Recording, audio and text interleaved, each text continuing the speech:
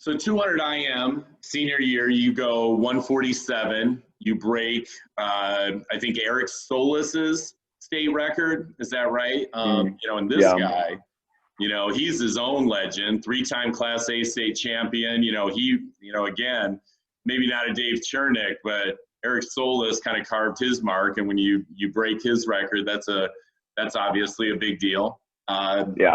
What did that mean to you to finally get that IM, especially after those couple fifths and a second the year before? And I think I'm right that your junior year you probably swam faster in prelims, maybe didn't have the best final. Put it together. Your senior year, you win, state record, all that stuff comes together. Yeah, I think as a junior I was still kind of learning how to swim it, whereas a senior, like I knew I was going to be in the final. I could kind of coast in the prelims a little bit. But yeah, that was one of my favorite races ever, that 147, just because I'd wanted that for so long. David didn't swim it that year, but it was, that was against Jack Walsh and Nick Arakelian and some really solid swimmers. So that You think? I mean, I would think if you're stacking up some of your favorite races, taking those two guys down, that's going to be up there, right? Yeah, definitely. I mean, that was, it was just it was a solid race too. It was just finally kind of putting everything together in that race, for sure. So yeah, I've said this to other people, from my chair, you're looking at a lot of things, whether it be state championships, state records, national rankings. But one thing I'm always interested in is when guys that I'm looking at race each other. And Jack's on my team and Nick's on my team for sure, and so when you take down, a lot of times it's rare to have 3 guys that are in this group that I'm talking about in one race. So obviously anybody who wins a race like that, it's historically significant to have 3 guys of that talent together. Right.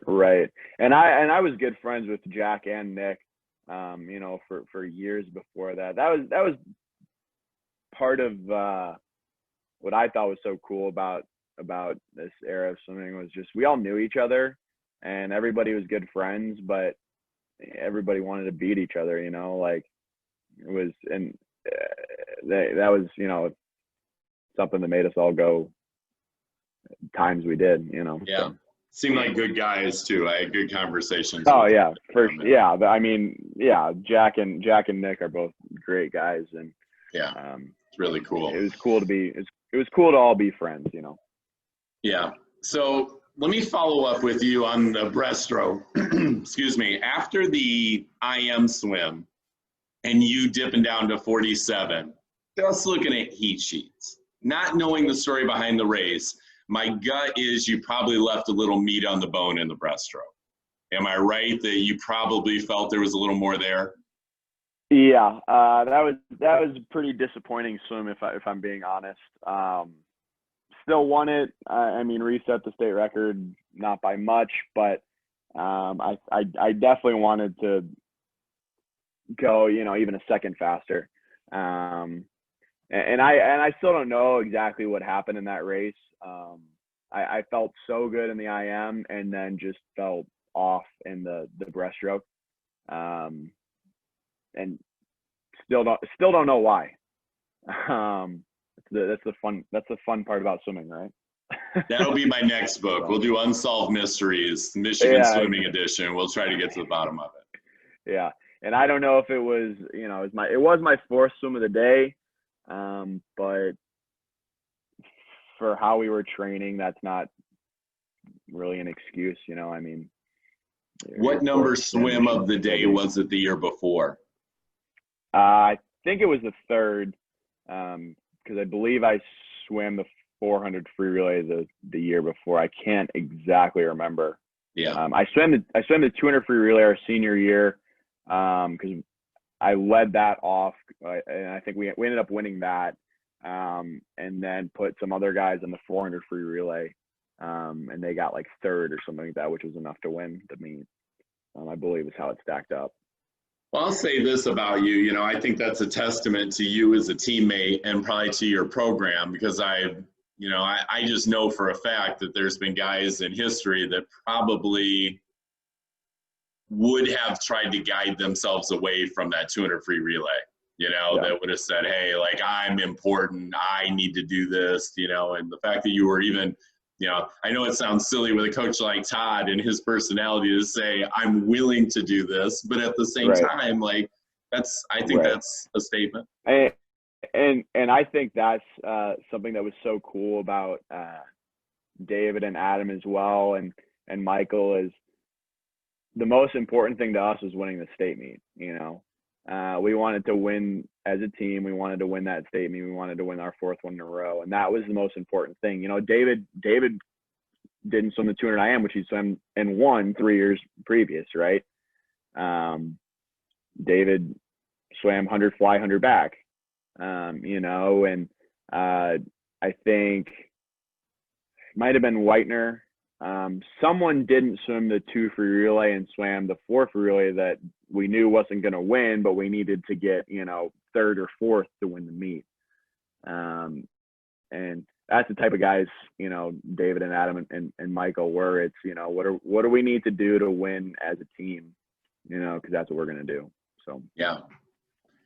There had never been, still has not been, anybody that's won 4 200 IMs at the highest level. There are 2 examples of guys that were Class B swimmers and as freshmen have moved up and won Class A 3 times, but nobody's ever, won Division I or Class A 4 years in a row. So, like you're saying, that's a sacrifice. And I'd like, to get a chance to do something. And I'd like to say I would have beat David my senior year, but I mean, every time we swam that thing, it was a battle, and he could have very well beat me that year, and said, hey, I want to win 4 in a row, but he said, I'm gonna swim the 100 back because I think I can win it, and we're gonna win as a team then.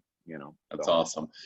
Yeah, let's talk about that real quick. You just touched on it a little bit, but 4 Class A state championships. That's a really cool thing. The brother, for you, Division I, but what I'm referring to is like that highest level. The Brother Rice guys did this in the late 90s. It's not like it's never happened before, but it's a big deal for a class to come through and win 4 in a row. You touched on it, but can you expand on that a little bit more for me? What that meant to you guys, maybe when it was over, to be able to look back at the totality of what you had done and say, like, that's awesome. What did that mean to you guys? It's pretty cool to to leave high school and think, we never lost, our championship meet. And again, it was because of things like, because the 4 of us swam together. It was because of things like our senior year. We said, how are we going to win this meet? And Todd said, here's what we got to do to win the meet. And everybody was like, all right, that's what we're going to do then. Nobody was, oh, I want to swim this and I want to, do this. It was, to win that thing 4 times, you have to swim as a team, and you have to do the things,